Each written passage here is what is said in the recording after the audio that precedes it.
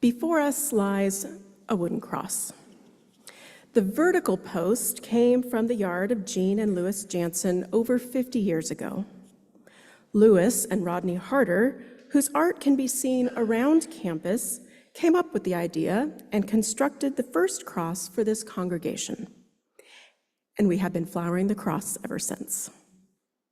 This past Sunday, Palm Sunday, the bare wooden cross was carried into the sanctuary at the conclusion of the service as a foreshadowing of the events of Holy Week.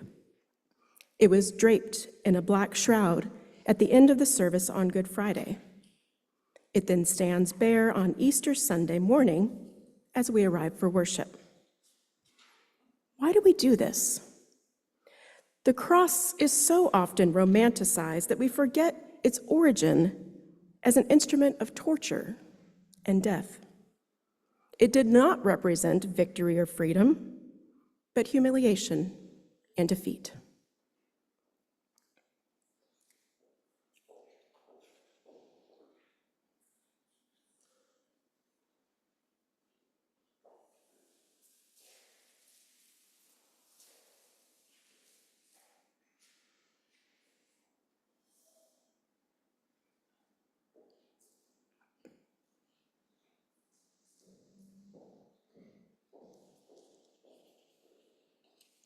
But the resurrection of Jesus challenges the claim that the Roman Empire,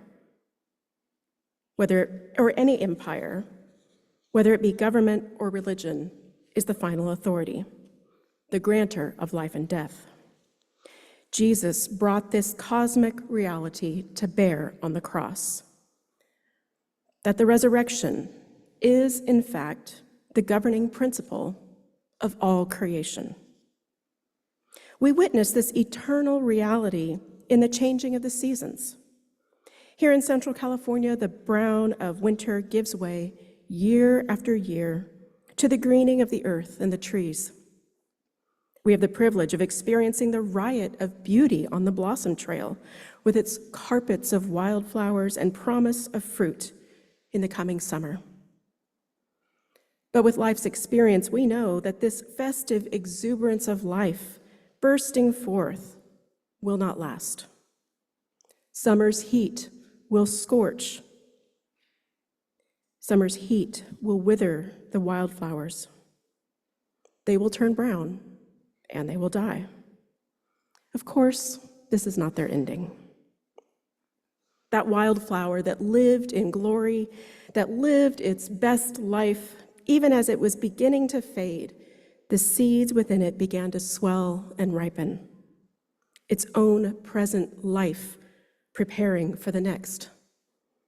The seeds dropped, the remains of the flower returned to the soil to become food to sustain the next generation of life.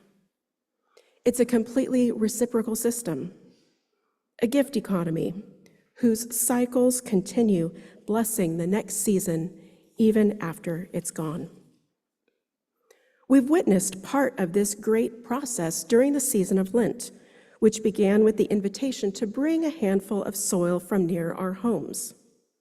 On the first Sunday of Lent, we carried soil and placed it in the basin that Brian now brings forward. Bringing our soil was a reminder of our nature as humans, creatures of the earth who will return to the earth that sustains life, and a chance to reflect on the relationship with the land on which we live. Each Sunday as we've entered, we've had a chance to touch this communal pot of soil, remembering our earthiness, our connection to each other, and the soil that sustains our lives. If you watch closely, seeds planted in the soil have sprouted, a microcosm of this great cycle. We are able to witness this unfolding of life because God's fingerprints are everywhere. God, who is outside of time, created through the divine word, and that divine word is the Christ.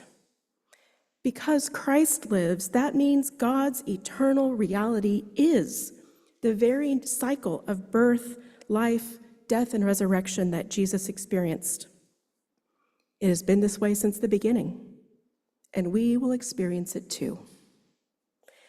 When we flower the cross, we transform this ancient symbol of torture and death into the eternal truth of God's beauty and goodness. We pin our flowers and we declare that hope is in God. Our hope is in God's infinite grace and mercy. We flower the cross and we participate in God's eternal reality. And God's eternal reality is that this mystery of incarnation, crucifixion, resurrection is going on all the time, all around us. Today, we proclaim that God's eternity is where all that was lost is found, where all that has been wounded or destroyed is healed and made whole, where the unredeemable is redeemed, where the crucified is resurrected.